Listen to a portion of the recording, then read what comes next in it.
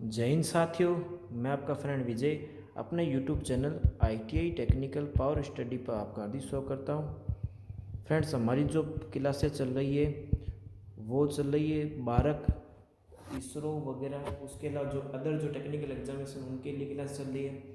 हम रेगुलर जो question series चला रहे हैं, हमने प्रीवियस क्लास में 83 क्वेश्चन तक कर लिए थे। अभी तक दोस्तों आपने हमारी प्रीवियस क्लासों को नहीं देखा है तो आप हमारे वीडियो डिस्क्रिप्शन बॉक्स में जाकर जो प्लेलिस्ट दी गई है उनका वीडियो देख सकते हैं। दोस्तों, मैंने टॉपिक वाइज जो है, मेरे कहने का मतलब जो भी क्लासेस जो हुई है प्रीवियस वो सारी मैंने प्लेलिस्ट उनमें चढ़ा दी है, ठीक है। तो वहाँ पे आप जाकर देख सकते हैं। जो प्रीवियस क्लासेस दोस्तों जो हुई है उसका मैंने PDF जो है वो भी अपने टेलीग्राम चैनल में डाल दिया है। तो आप डिस्क्रिप्शन बॉक्स में जो दिया गया लिंक है उसमें जाकर आप क्वेश्चन की सीरीज को देख सकते हैं। तो दोस्तों, अगर अभी तक आपने हमारे चैनल को सब्सक्राइब नहीं किया है तो आप चैनल को सब्सक्राइब भी जरूर करें और वीडियो को अधिक से अधिक शेयर भी जरूर करें। दोस्तों, हम क्वेश्चन की तरफ बढ़ते हैं। 3 kW 230 volt immersion heater power circuit के लिए फ्यूज रेटिंग का मान दोस्तों पूछ रखा है कितना होना चाहिए। फ्यूज रेटिंग का दोस्तों मान पूछ रखा है। फ्यूज रेटिंग दोस्तों कैसे निकाल जाती है? फ्यूज रेटिंग अगर हम बात करें दोस्तों कैसे निकलती है? P/V बराबर I, ठीक है दोस्तों, ये निकलती है। यानी कहने का मतलब P बराबर V होता है। क्या होता है? V होता है। तो P/V जब करते हैं तो इससे क्या निकलती है दोस्तों? फ्यूज रेटिंग का मान निकलता है। क्या निकलता है? इससे फ्यूज रेटिंग का दोस्तों मान निकलता है, ठीक है। अब दोस्तों इसमें हमको क्या निकालनी है? जो फ्यूज रेटिंग का मान पूछ रखा है कितना होना चाहिए दोस्तों, तो हम देख लेते हैं। इसमें हमको फ्यूज रेटिंग का मान दोस्तों पूछ रखा है तो हम क्या दे देते हैं इसमें 230 जो हमको दे रखा है। भाई P बराबर क्या दे रखा है हमको? P बराबर यही होता है। P हमको दे रखा है 3000 वाट दे रखा है और हमको वोल्टेज 230 वोल्ट दे रखी है। I बराबर, तो लगभग दोस्तों इसका आंसर जो आएगा 13 पॉइंट समथिंग के आसपास आएगा। यानी लगभग दोस्तों इसका आंसर कितना आएगा? ऑप्शन के अकॉर्डिंग देखें तो 15 ampere is the correct answer, ठीक है दोस्तों। तो 3 किलोवाट 230 वोल्ट इमर्शन हीटर के लिए जो फ्यूज रेटिंग का मान हो वो दोस्तों कितना होगा? 15 ampere is the correct answer. अब दोस्तों उम्मीद है आपको अच्छे समझ में होगा। अगले क्वेश्चन की तरफ दोस्तों हम बढ़ते हैं। लेवल कंपाउंड डीसी जनरेटर का प्रयोग, लेवल कंपाउंड जो डीसी जनरेटर का प्रयोग होता है वो किसके लिए किया जाता है? ये हमको पूछ रखा है दोस्तों। तो लेवल कंपाउंड डीसी जनरेटर का प्रयोग किसके लिए करते हैं? प्रकाश के लिए, विद्युत आर्क वेल्डिंग में, ट्रैक्शन के लिए या बैटरी चार्ज करने में करते हैं। तो दोस्तों हमको पता है कि लेवल कंपाउंड जो डीसी जनरेटर होता है उसका प्रयोग किसके लिए करते हैं? हम प्रकाश के लिए करते हैं। कम्यूटेटर अधिक गंदा होने पर साफ करना चाहिए, ये दोस्तों पूछा गया था बेंगलोर मेट्रो के एग्जामिनेशन में पूछा गया था। कम्यूटेटर अधिक गंदा होने पर क्या करना चाहिए? तो किससे साफ करना चाहिए? भारी जल से, पेट्रोल से, पानी से या केरोसिन से, ठीक है। तो कम्यूटेटर जब अधिक गंदा होता है तो हमको किससे साफ करना चाहिए दोस्तों? पेट्रोल से साफ करना चाहिए। हमको पता है दोस्तों कम्यूटेटर जो होता है, कम्यूटेटर जो होता है वो क्या है तो दोस्तों यांत्रिक परिवर्तक होता है। क्या होता है दोस्तों? यांत्रिक परिवर्तक होता है। ये दोस्तों AC को DC में या DC को AC में दोनों कन्वर्ट कर सकता है, ठीक है। एक बार दोस्तों ये क्वेश्चन पूछा गया था कम्यूटेटर करता है AC को DC में, DC को AC में। तो दोस्तों कम्यूटेटर जो होता है वो दोनों काम करता है। कम्यूटेटर ये दोनों काम करता है, AC को भी DC में कन्वर्ट करता है और DC को भी AC में कन्वर्ट करता है। तो ये आपको ध्यान रखना है। और कम्यूटेटर के ऊपर हमको पता है दोस्तों क्या लगता है? कार्बन बुश लगता है। क्या लगता है दोस्तों? कार्बन बुश लगता है। जब दोस्तों कम्यूटेटर जब घूमता है आर्मेचर के साथ में तो उसके ऊपर लगा हुआ कार्बन बुश घिस जाता है जिससे कंप्यूटर गंदा होता है। तो उसको हमको क्या करना पड़ता है दोस्तों? साफ करना पड़ता है। तो उसको साफ करने के लिए हम किसका यूज करते हैं दोस्तों? पेट्रोल का यूज करते हैं। अगले क्वेश्चन की तरफ दोस्तों बढ़ते हैं।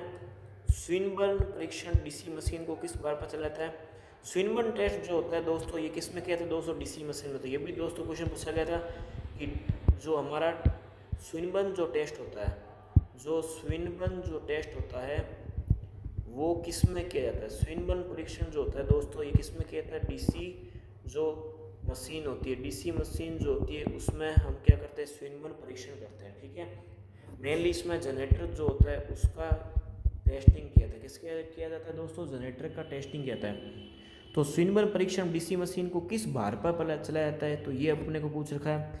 अधिकतम लोड पर, निर्धारित लोड पर अधिक प्रयुक्त ब्रेक लोड के साथ मोटर, शून्य लोड पर जुड़ा जनरेटर और निर्धारित लोड पर जुड़ा जनरेटर।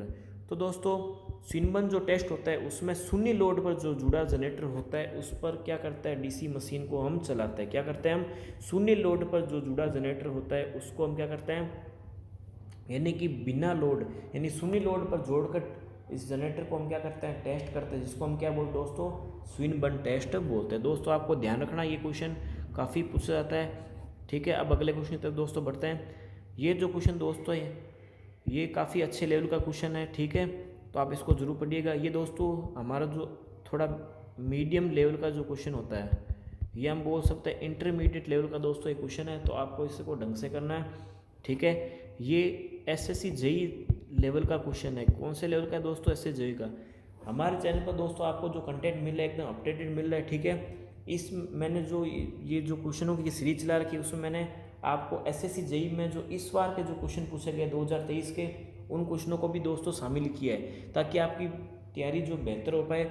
जो जो क्वेश्चन आईटी के जो लेवल के हैं उनको मैंने इसमें शामिल किया है, जेई वाले जो क्वेश्चन है, ठीक है, तो आपको इनको ध्यान रखना है। तो ये दोस्तों जो क्वेश्चन है एसएससी जेई लेवल का तक का है, ये मैंने इसमें देने का उद्देश्य यही था कि जो इसरो वगैरह के जो एग्जामिनेशन होते हैं उनमें क्वेश्चन पूछने काफ़ी चांस होता है। उसके अलावा जो डीएमआरसी जो होता है, उसके अलावा डीएड जो होता है, उसमें ये क्वेश्चन पूछने का काफ़ी चांस होता है।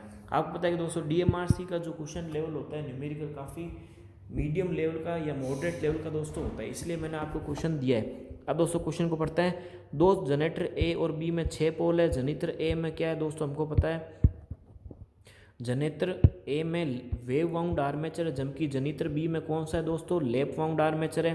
तो जनरेटर ए और बी के प्रेरित ईएमएफ का दोस्तों हमको क्या निकालना है, अनुपात निकालना है, ठीक है। हम इसको निकाल सकते हैं, कैसे निकाल सकते हैं दोस्तों, हमको पता है कि ई बराबर क्या होता है 5 ZNP अपॉन में क्या होता है दोस्तों 60 इंटू ए होता है, क्या होता है 5 ZNP अपॉन 60 इंटू ए। ये किसी चालक में उत्पन्न प्रेरित ईएमएफ की समीकरण निकालने का क्या होता है, सूत्र होता है जनरेटर में, ठीक है, आर्मेचर में जो प्रेरित ईएमएफ होता है, ठीक है। अब इसमें दोस्तों हमको पता है कि 5 ZN और 60 जो ये दोस्तों कांस्टेंट हमको क्वेश्चन में मानना है, क्या करना है 5 ZNP जो होता है 5 ZNP जो है उसको हमको क्या मानना है दोस्तों, कांस्टेंट मानना है। ये जो वैल्यू इसको हमको क्या मानना है दोस्तों, कांस्टेंट मानना है, एकदम क्या मानना है, कांस्टेंट नहीं नियत रखना है, इसको हमको क्या मानना है, नियत मानना है, क्या मानना है दोस्तों, नियत मानना है, ठीक है। अब दोस्तों इस क्वेश्चन को कैसे करेंगे, देखिए अब हम जनरेटर की बात करते हैं। किस जनरेटर की बात करें, पहले हम जनरेटर ई की बात करते हैं। जनरेटर जो ए है उसमें ईएमएफ कैसे निकलेगा, तो हम इसमें दोस्तों P अपॉन ए के रेशो को लेंगे। किसको लेंगे दोस्तों, P अपॉन ए को ही लेना है, ठीक है, बाकी को कांस्टेंट मानना है, ठीक है। तो पोल हमको पता है कि दोस्तों 6 पोल दे रखे हैं। जनरेटर ए में कौन सा है दोस्तों, वेव वाउंड आर्मेचर, कौन सा है, वेव वाउंड आर्मेचर है। तो वेव वाउंड आर्मेचर है तो इसमें पोल की संख्या कितनी है, 6 है। अगर दोस्तों इसमें ए यानी समांतर पथों की संख्या बात करें अगर दोस्तों, तो क्या होता है 2p होती है, यानी कि समांतर पथों की संख्या इसमें दोस्तों क्या होती है, 2 होती है। कितनी होती है, 2 होती है, तो 6/2 होती है, ठीक है। अगर इसको सोल्व करें कितने आएगी दोस्तों, 3 आएगा, क्या आएगा, 3 आएगा। अब दोस्तों हम जनरेटर जो बी है उसको देख लेते हैं।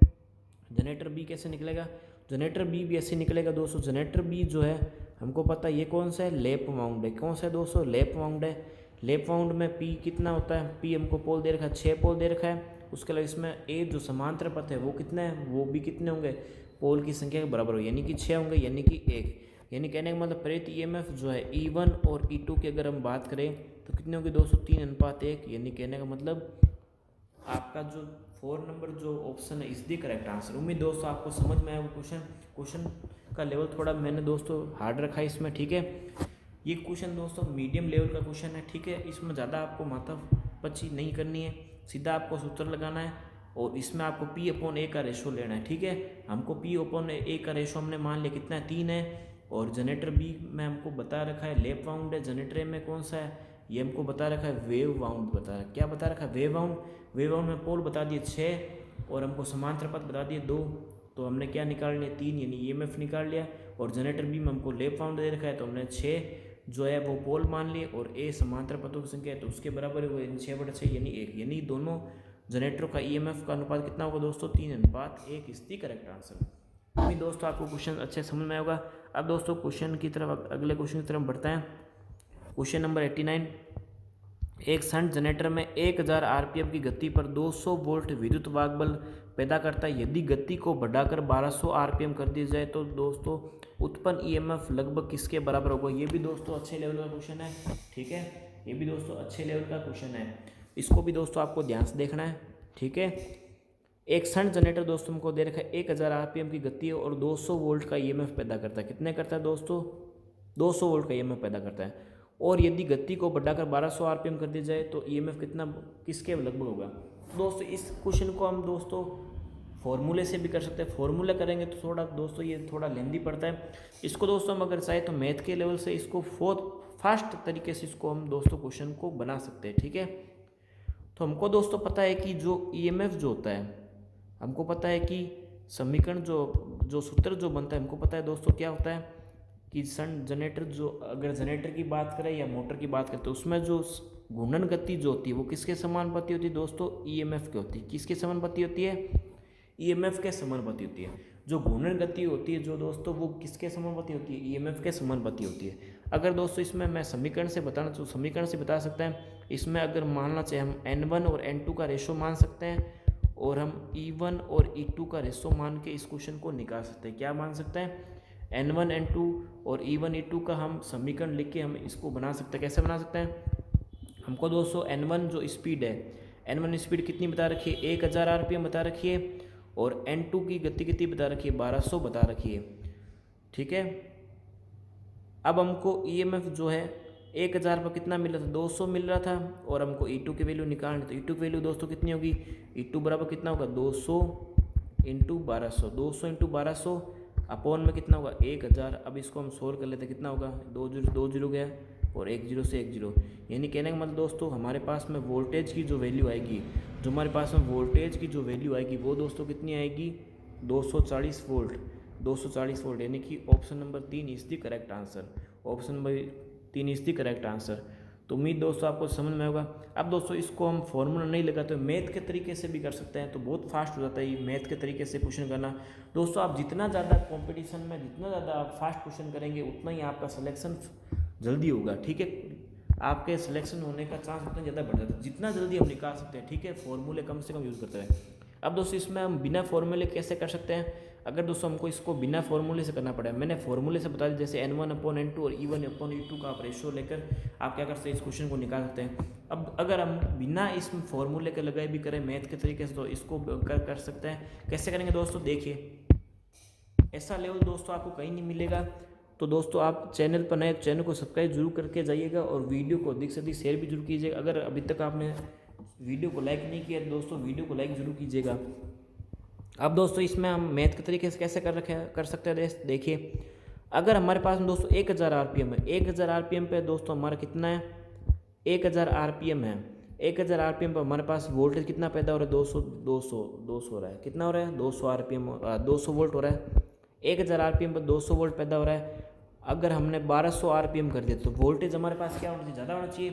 भाई 1000 आरपीएम पर हमारे पास 200 वोल्ट पैदा हो रहा है, यानी हमने आरपीएम बढ़ा दिया तो हमारे पास वोल्टेज क्या होना चाहिए, बढ़ के प्राप्त होना चाहिए। 1200 बट्टे में 1000 इंटू में 200, वापस वही आ गया, 2 0 गए, 1 0 से 1 0, यानी कि 240 जो हमारा आंसर है एकदम करेक्ट आंसर है। तो दोस्तों हम दोनों तरीके से कर सकते हैं, जितना फास्ट हम क्वेश्चन को निकाल पाएंगे उतना ही बेहतर रहेगा। दोस्तों ऐसी जो टेक्निक है आपको कहीं भी पूरे यूट्यूब पर आपको कहीं नहीं मिलेगी इन क्वेश्चनों को निकालने की, जितनी फास्ट मैंने बताई है, ठीक है दोस्तों। इन न्यूमेरिकल को हम कम से कम सेकंडों में इन क्वेश्चनों को निकाल सकते हैं विदाउट हम समीकरण के, ठीक है, विदाउट समीकरण के दोस्तों हम इनको निकाल सकते हैं।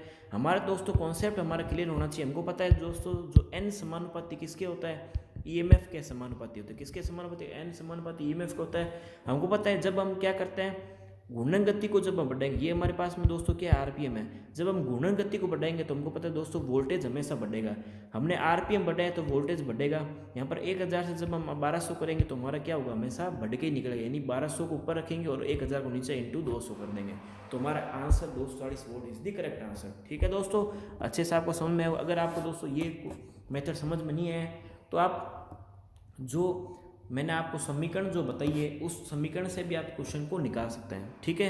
आपको कौन सा मेथड बढ़िया लगा आप मुझे कमेंट करके जरूर बताइए। अब दोस्तों हम अगले क्वेश्चन की तरफ बढ़ते हैं। अगला क्वेश्चन हमारा कौन सा है, यदि ट्रांसफार्मर की सप्लाई आवृत्ति दुगुनी कर दी जाए तो भंवरदार हानि क्या होगी, उसको हमको निकालना है दोस्तों।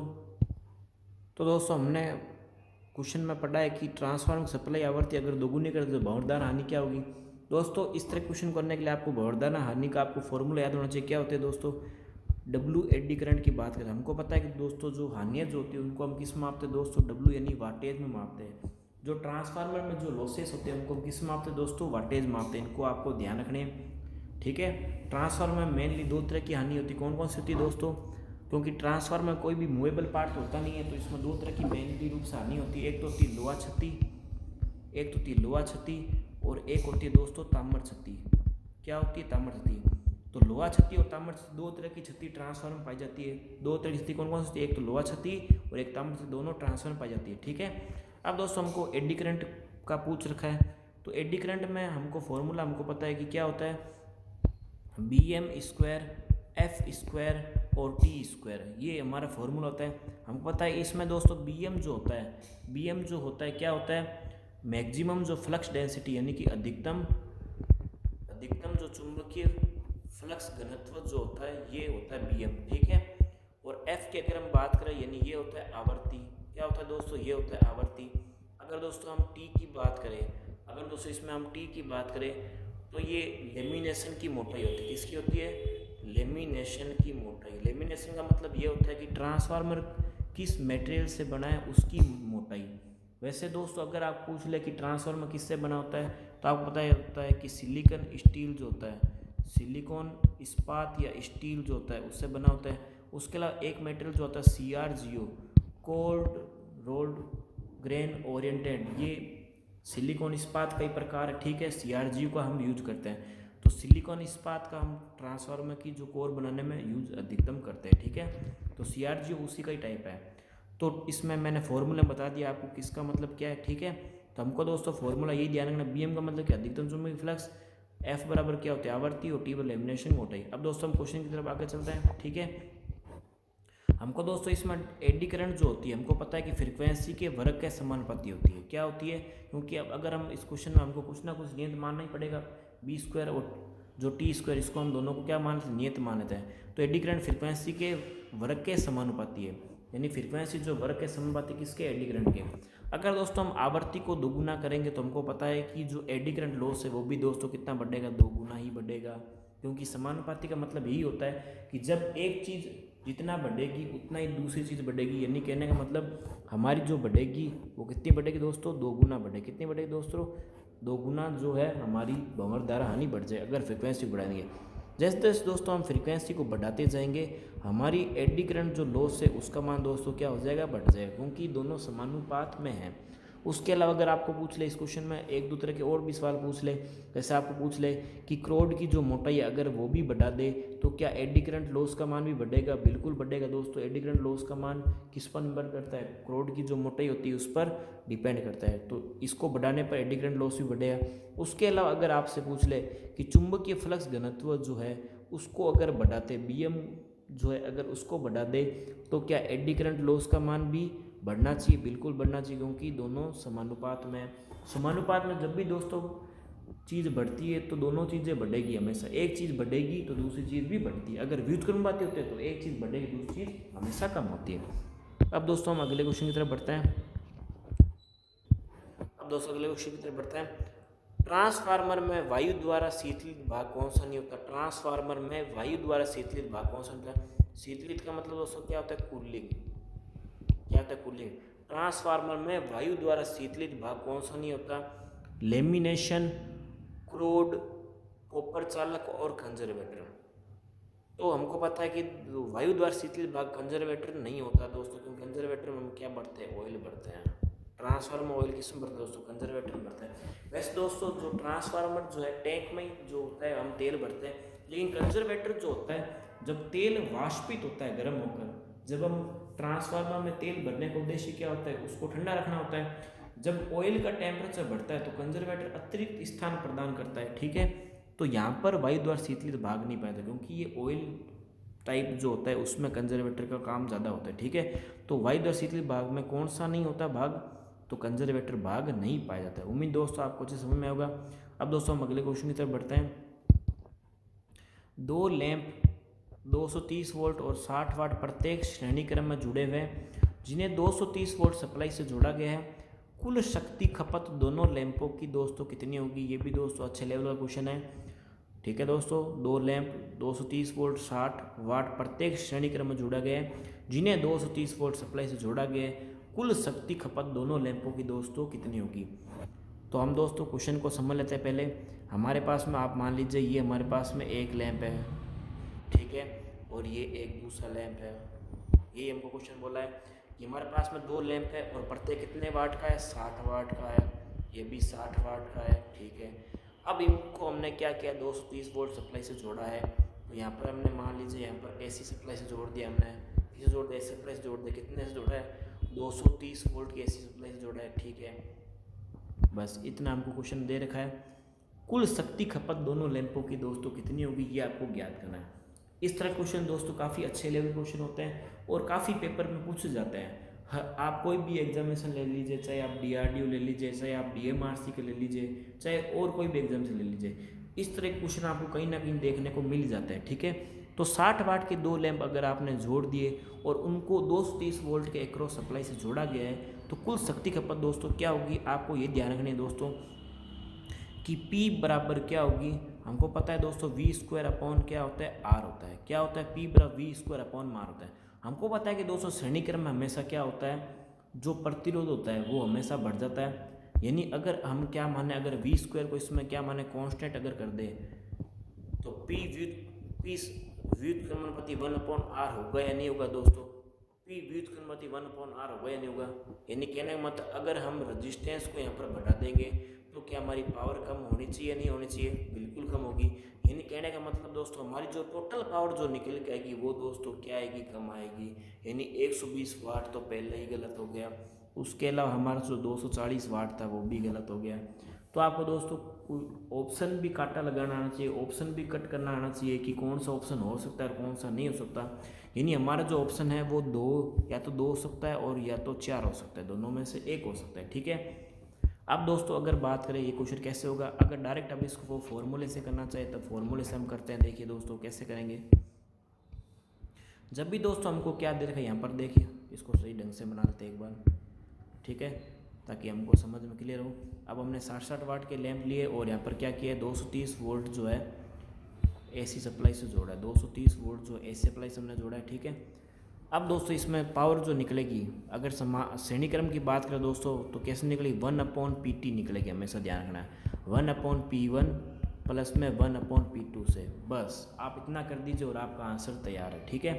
यानी अब इसको कैलकुलेट कर लेते हैं, 1/60 जब इसको हम कैलकुलेट करेंगे कितना आएगा हमारे पास में, 62, ठीक है। यानी 60/2, यानी कि इसको हम जब उल्टा करेंगे 60/2 यानी 30 what is the correct answer. यानी कहने का मतलब दोस्तों 30 वाट जो हमारा आंसर है वो एकदम करेक्ट आंसर है। उम्मीद है दोस्तों आपको अच्छे समझ में आएगा। अगर दोस्तों इस तरह के क्वेश्चन अगर आपको ऑप्शन से कट करने आ गए ना तो बहुत आपका टाइम कंजप्शन बचेगा। अगर दोस्तों इसमें अगर आपको पता है कि यहाँ पर अगर दोस्तों हमको मान लीजिए यहाँ पर दे दिया होता, अगर हमको दे दिया होता, यानी अगर हमको जैसे मैंने ऑप्शन में आपको 2 तो काटा लगाना सिखाई दिया, अगर आपको ऑप्शन इस तरीके से देते हैं जैसे 120 अगर दे देते हैं आपको, उसके अलावा अगर आपको देते हैं मान लीजिए 240, उसके अलावा आपको जैसे मान लीजिए जैसे 240 मान लिया, ठीक है, उसके अलावा 300 हमने कितना मान लिया, 300 मान लिया और कितना मान लिया, 30 मान लिया। तो इस तरह के जब अगर हमारे पास ऑप्शन आए तो हम सीधा इस क्वेश्चन को बिना करेक्ट कर सकते हैं, क्योंकि हमको पता है कि श्रेणी क्रम में जब जुड़ के निकलेगा तो हमेशा क्या आएगा, हमारे पास में जो वाटेज मिलेगी वो क्या मिलेगी, कम मिलेगी। कितनी मिलेगी दोस्तों, कम ही मिलेगी। हमारे जो वोल्टेज मिलेगी वो क्या मिलेगी, कम ही मिलेगी। वाटेज जो हमको क्या मिले, कम मिलेगी। अगर दोस्तों आप इस क्वेश्चन को नहीं भी करना चाहते हैं न्यूमेरिकल, अगर आपको सोल्व नहीं भी करना है तो आपको दोस्तों एक दिमाग ज़रूर लगाना है कि जैसे आप मान लीजिए आप जब भी 2 लैंपों को आप मान लीजिए आपने जब ITI में प्रैक्टिकल किए ही होगा, ठीक है, तो आपने वहाँ पर क्या जोड़ा होगा, 2 लैंपों को श्रेणी क्रम में कनेक्ट किया होगा। याद कीजिए आप प्रैक्टिकल को, ठीक है। जब आपने 2 लैंपों को एक साथ जब आपने कनेक्ट किया था और दोनों समान लैंप जब थे तो आपको पता है कि उस कंडीशन में लैंप क्या होते थे। अब यहाँ पर भी दोस्तों अलग अलग तरह की कंडीशन आती है। मैं ज़्यादा आपको कन्फ्यूजन नहीं करते, आपको ये बताना चाहता हूँ कि जब 2 लैंप को श्रेणी क्रम करते थे तो वो क्या होते थे, उस समय हमारे पास में जो टोटल वाटेज जो निकल के आती थी वो हमेशा क्या आती थी, कम ही निकल के आती थी। क्या निकल के आती थी दोस्तों, हमेशा कम ही निकल के आती थी, ठीक है दोस्तों। तो आपको ध्यान रखना है इस क्वेश्चन में, सीधा आपको क्या कर देना है, फॉर्मूला इनपुट करके आपको आंसर निकाल देना है, ठीक है। फॉर्मूला सीधा डायरेक्ट इनपुट करके आप क्या कर देना दोस्तों, आंसर को निकाल देना है, ठीक है। अब दोस्तों उम्मीद है आपको अच्छे से हमें क्वेश्चन समझ में आया होगा। अगले क्वेश्चन की तरफ दोस्तों हम बढ़ते हैं। जब आपूर्ति वोल्टेज को इंडक्टर के सापेक्ष, इसको एक बार हम क्लियर कर देते हैं, ठीक है। जब आपूर्ति वोल्टेज की इंडक्टर के सापेक्ष फ्रीक्वेंसी बढ़ा दी जाती है तो दोस्तों धारा का मान क्या होगा। एक अच्छे लेवल का क्वेश्चन ज़बरदस्त आया ये दोस्तों क्वेश्चन का, ठीक है। आपको दोस्तों जो लेवल है वो क्वेश्चन का काफ़ी अच्छा मिल रहा है, तो दोस्तों वीडियो को आप अधिक से अधिक ज़रूर शेयर कीजिए ताकि आपके जो मित्र है वो भी हमारे वीडियो का आनंद ले सके, ठीक है। आपको अकेले इसका आनंद नहीं उठाना, अपने मित्रों को भी हमारे चैनल से ज़रूर जोड़ना है, ठीक है। अगर दोस्तों इसमें बोल रखा है, आपने अभी तक जो क्वेश्चन पढ़ा है वो बुक्स में आपने यही पढ़ा होगा कि हमने पढ़ा है कि एक्सेल समानुपाती क्या होता है, फ्रीक्वेंसी को होता है। यानी फ्रीक्वेंसी कैसे आई भाई, एक्सेल बराबर 2πfl होती है, ये हमने पढ़ा है, ठीक है। एक्सेल बराबर 2πfl बोल पढ़ा है। हमने हमेशा क्या पढ़ा कि एक्सेल समानुपाती फ्रीक्वेंसी को होता है, जब हम अगर फ्रीक्वेंसी को बढ़ाते हैं तो एक्सेल भी बढ़ जाएगा, ये हमने हमेशा पढ़ा है। लेकिन हमने कभी भी यहाँ पर धारा का मान कभी नहीं पूछा, कभी भी हमने धारा का मान नहीं पढ़ा, तो धारा का मान कैसे निकलेगा। तो दोस्तों काफ़ी अच्छे लेवल क्वेश्चन है, आपको घबराना नहीं है, एकदम सिंपल क्वेश्चन है, ठीक है। तो दोस्तों इस क्वेश्चन कैसे करेंगे देखिए। वापस दोस्तों कॉन्सेप्ट तो हमेशा हर क्वेश्चन दोस्तों एक समान लगता है, आपको घबराना नहीं है। एक्सेल समानुपाती दोस्तों सीधा फ्रीक्वेंसी को होता है। हमको पता है दोस्तों एक्सेल जब बढ़ता है तो फ्रीक्वेंसी बढ़ती है, यानी कहना मतलब फ्रीक्वेंसी जब बढ़ेगी तो एक्सेल भी बढ़ेगा। ये दोस्तों एक्सेल जो है ये क्या है, ये प्रॉब्लम है, यानी ये जेड इम्पीडेंस है एक तरीका। और जब इम्पीडेंस जब बढ़ता है तो धारा का मान हमेशा दोस्तों ध्यान रखना है कम होता है। क्या होता है दोस्तों, कम होता है। हमने पढ़ा है कि प्रतिरोध जब बढ़ेगा तो क्या होगी, करंट कम होगी। प्रतिरोध जब बढ़ेगा तो करंट कम होगी। हमने यहाँ पर क्या कर दी, फ्रीक्वेंसी बढ़ा दी तो प्रतिरोध बढ़ गए, यानी हमारा एक्सेल बढ़ गया, यानी हमारा इम्पीडेंस बढ़ गया। हमको एक्सेल हम मानते हैं कि एक्सेल कोई ना कोई क्या होता है, रिएक्टेंस ही होता है। एक्सेल क्या होता है, कोई ना कोई रिएक्टेंस होता है जिसको हम इंडक्टिव रिएक्टेंस बोलते हैं। इंडक्टिव रिएक्टेंस एक तरह का इम्पीडेंस है, यानी एक तरह का प्रतिरोध है। हमको पता है एक्सेल जो होता है उसकी इकाई क्या होती है, ओम ही होती है, ठीक है। और जब ओम जब बढ़ेगा तो हमको पता है कि करंट हमेशा क्या आएगी, कम ही निकल के आएगी दोस्तों। तो कैसा लगा लेवल दोस्तों आपको क्वेश्चन का, ज़बरदस्त लेवल के दोस्तों क्वेश्चन आपको मिल रहे हैं हमारे चैनल पर, ठीक है दोस्तों। तो धारा का मान क्या होगा इसमें, हमेशा क्या होगा, कम निकल के ही आएगा। आपको जो दोस्तों बुक्स में जो मिल रहा है वो अभी तक आपने यही पढ़ा है कि जब हम फ्रिक्वेंसी बढ़ाएंगे तो प्रतिरोध, फ्रिक्वेंसी जब हम बढ़ाएंगे तो प्रतिरोध का मान क्या होगा, ठीक है, प्रतिरोध का मान क्या होगा। हमने आगे अपडेटेड कंटेंट आपको प्रोवाइड करें क्वेश्चन कि धारा का मान अगर इसमें पूछते तो वो क्या होगा। एकदम इजी लेवल जो दोस्तों होता है वो होता है। अगर आपने इस लेवल के क्वेश्चन आपको नहीं पढ़ा तो अगर आपको आता भी है तो भी दोस्तों आप इस तरह के क्वेश्चनों को गलत करते हैं। इस तरह के क्वेश्चनों को दोस्तों आप गलत नहीं करना, सीधा आपको कॉन्सेप्ट लगाना, सीधा आपका आंसर एकदम से सही होगा, ठीक है। अब दोस्तों अगले क्वेश्चन की तरफ बढ़ते हैं। इनमें से किस यंत्र द्वारा कैपेसिटेंस को मापा जाता है। इस तरह का क्वेश्चन दोस्तों जो पूछा जाता है वो पूछा था इसरो में। उसके अलावा DMRC का जो लेवल है वो भी रहता है। उसके अलावा अदर जो टेक्निकल एग्जाम उसमें भी इस तरह का लेवल का क्वेश्चन रहता है। तो अच्छे लेवल के दोस्तों आपको क्वेश्चन मिल रहे हैं, ठीक है। किस यंत्र द्वारा कैपेसिटेंस को मापा जाता है। Schering bridge, ampere hour bridge meter, Wheatstone bridge और मैग्नेटिक फ्लक्स मीटर। दोस्तों कैपेसिटेंस जो होती है, कैपेसिटेंस को हम क्या बोलते हैं दोस्तों, धारिता बोलते हैं। क्या बोलते हैं दोस्तों, धारिता बोलते हैं। तो धारिता मापने के लिए अगर यंत्र आपको पूछ रहे हैं दोस्तों तो आपको हमेशा यही ध्यान रखना है कि शेरिंग ब्रिज जो होता है, शेरिंग ब्रिज द्वारा हम क्या करते हैं दोस्तों, कैपेसिटेंस को मापते हैं। शेरिंग ब्रिज जो होता है उसके द्वारा ही कैपेसिटेंस को हमेशा मापा जाता है, ठीक है दोस्तों। उसके अलावा अगले क्वेश्चन की तरफ बढ़ते हैं। एंडरसन ब्रिज जो होता है, एंडरसन जो ब्रिज होता है उसका उपयोग किसके लिए किया जाता है। एंडरसन जो ब्रिज जो दोस्तों होता है उसका जो हम दोस्तों किसके लिए करते हैं, इंडक्टेंस को ज्ञात करने के लिए करता है। तो दोस्तों हमने यहाँ पर दो चीज़ें तो सीख लिए कि एक हमारे पास में अगर हमारे पास में आ जाए शेरिंग ब्रिज और एक हमारे पास में आ जाए एंडरसन ब्रिज, ठीक है। तो शेरिंग ब्रिज अगर एंडरसन ब्रिज पूछ ले तो शेरिंग ब्रिज हमको पता है कि धारिता को ज्ञात करने के लिए किया जाता है। उसके अलावा जो एंडरसन जो ब्रिज होता है वो इंडक्टेंस जो होता है, इंडक्टेंस जो होता है यानी कि एक्सेल जो होता है उसको ज्ञात करने के लिए किया जाता है। किसको ज्ञात करने में, एक्सेल जो होता है उसको ज्ञात करने के लिए किया जाता है, ठीक है दोस्तों। एक्सेल जो होता है उसको ज्ञात करने के लिए एंडरसन ब्रिज का प्रयोग करते हैं। उसके अलावा जो धारिता जो होती है, जो कैपेसिटेंस जो होती है उसको ज्ञात करने किसका प्रयोग किया जाता है, शेरिंग ब्रिज का यूज किया जाता है। उम्मीद है दोस्तों आपको आज की क्लास पसंद आई होगी। अगर दोस्तों आप चैनल पर नए हैं तो चैनल को सब्सक्राइब जरूर कीजिए और वीडियो को अधिक से अधिक शेयर भी जरूर कीजिए। दोस्तों जो 50 तक के जो क्वेश्चन है उसका जो PDF है मैंने अपने टेलीग्राम चैनल पर अपलोड कर दिया, तो वहाँ पे आप डायरेक्ट हमारे वीडियो के डिस्क्रिप्शन बॉक्स में जाकर सबसे पहले हमारे जो टेलीग्राम चैनल है उसको आप ज्वाइन कर लें, और आप उसके बाद में जो हमारा जो PDF है क्वेश्चनों को उनको जरूर पढ़िएगा। दोस्तों उसमें मैंने आंसर की नहीं लगाई है, आंसर की इसलिए नहीं लगी ताकि आप अच्छे से क्वेश्चनों को पढ़ें। क्वेश्चनों को पढ़ने के बाद में दोस्तों आप सीधे उनको आंसर लगाए देखते हैं कि आपके कितने आंसर्स करेक्ट होते हैं, तभी दोस्तों मज़ा आएगा। ठीक है दोस्तों, मिलते हैं नेक्स्ट वीडियो में, तब तक के लिए जय हिंद, जय भारत, अपना ध्यान रखिए और खुश रहिए।